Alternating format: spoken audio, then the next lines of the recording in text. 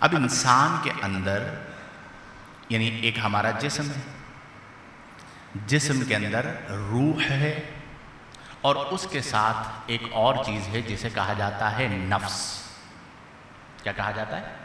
آپ نے سنا ہوگا نفس، میرے نفس نے مجھے مروا دیا، ٹھیک ہے؟ نفس کی آفات سے پناہ طلب کی جاتی ہے۔ اب یہ جو نفس انسان کے اندر رکھا گیا ہے، یہ ویسے تو اگر ہم اقسام کی طرف جائیں تو نفس امارہ ہے، نفس لوامہ ہے، نفس مطمئنہ ہے، نفس ملہمہ ہے، نفس راضیہ ہے، نفس مرضیہ ہے، نفس کاملہ ہے، نفس خبیثہ ہے، یعنی مختلف اقسام نفس کی بیان کی گئی کہ نفس اس طرح کا ہے۔ لیکن بنیادی طور پر نفس کی 3 قسمیں وہ ہیں کہ جو اللہ کریم نے قرآن میں صراحتاً بیان فرمائی ہیں، جس کا لفظ الفاظ کے ساتھ اللہ نے قرآن میں نفس کو بیان فرمایا۔ وہ 3 قسمیں ہیں۔ ان میں پہلی قسم ہے نفس امارہ، بولیے میرے ساتھ۔ دوسری قسم ہے نفس لوامہ، اور تیسری قسم ہے نفس مطمئنہ۔ کتنی قسمیں ہو گئی؟ ان تینوں کا ذکر صراحتاً موجود ہے۔ نفس امارہ کے بارے میں فرمایا کہ ان النفس لامارۃ بالسوء، برائی کا حکم کرنے والا۔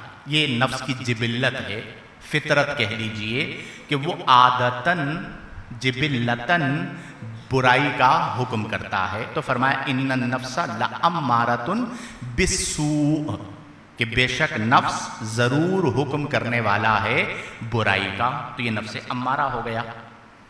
دوسرے مقام پر سورہ قیامہ میں اللہ نے قسم کھائی اور فرمایا لا اقسم بالنفس اللوامہ۔ یہ دوسری قسم ہے نفس لوامہ، کہ میں قسم اٹھاتا ہوں، اللہ فرماتا ہے کس کی؟ بالنفس اللوامہ، اس نفس کی لوامہ جو انسان کو ملامت کرنے والا ہے۔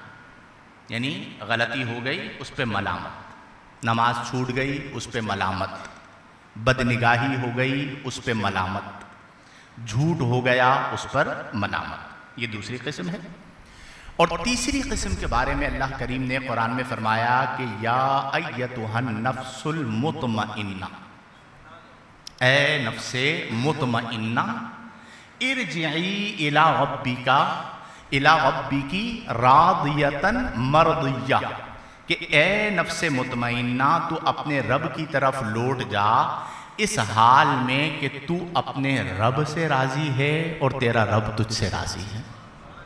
اللہ تعالیٰ ہمیں یہ توفیق عطا فرمائے کہ ہم اس درجے تک پہنچیں کہ ہم نفس مطمئنہ کو پالیں۔ تو یہ 3 قسمیں ہو گئیں، نفس امارہ، نفس لوامہ اور نفس مطمئنہ۔